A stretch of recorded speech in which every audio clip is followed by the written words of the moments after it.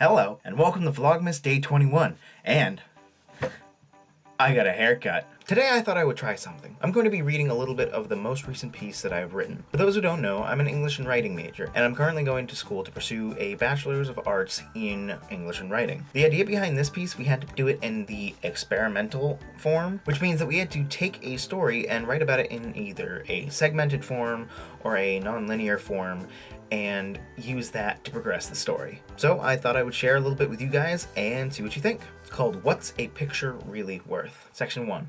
Battery pack. The humidity hits me like a wet mop as I step out of my car. I hope to God there's air conditioning in this building. Ha! An old building on Cape Cod? Good luck.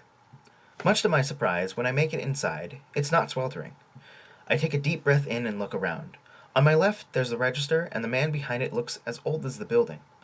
To my right, there's all sorts of brass instruments and various nautical equipment. I press onward, deeper and deeper into the antique shop, and I decide to stay towards the front. I walk past the cases of typewriters, pocket watches, knives, thousands of baseball cards, posters, and books stuck on shelves here and there. I walk back into the third room and take the long loop to the left side of the room, to yet another room, and finally come back into the third room. It's then that I see a yellowish-white object out of the corner of my eye. I look down, and it's a Polaroid. At least that's what it says on the front. I carefully pick it up and start to examine it. I finally figure out how to open the damn thing. I look inside, and I see there's still film in it. Perfect. Well, it still has a film cartridge in it.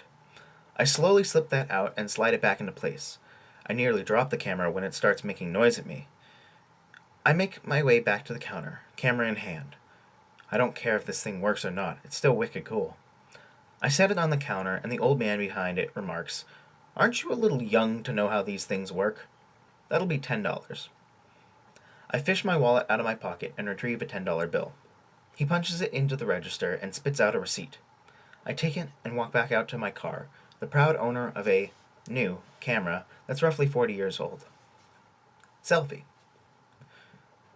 By mid-semester, I decided I needed to swear off girls. After another sad attempt at a date with a different girl, I told myself, that's it. I'd only been on 2 dates, and one of the girls turned out to be a lesbian, and the other doesn't want to date anyone right now. Dumbass.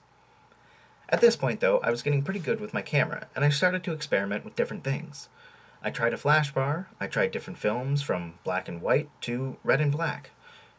One night, after midterms, I was alone in my room. My roommate had gone home for the weekend, and I had some solitude. At around 2:30 a.m., I had the brilliant idea to start messing around with my camera. I turned all the lights off in my room, grabbed my flash bar, and stood in front of the mirror. I was going to take a selfie. Point, click, flash, spit, and wait. After 10 minutes of waiting, I couldn't stand it any longer. I had to see what my photo looked like. Holy shit, this is great. The flash had perfectly covered up my camera as well as my face and looked as if I was holding a ball of light. I fucking love photography, I said into the silence of the night. After that, I put my photo away, got undressed and into bed, and promptly fell asleep. So that's just a couple of sections from the 8-part essay that I ended up writing. I hope you guys enjoyed that, and tune back in tomorrow to see what's next. With that being said, stay cheery, drink some eggnog, and happy Vlogmas.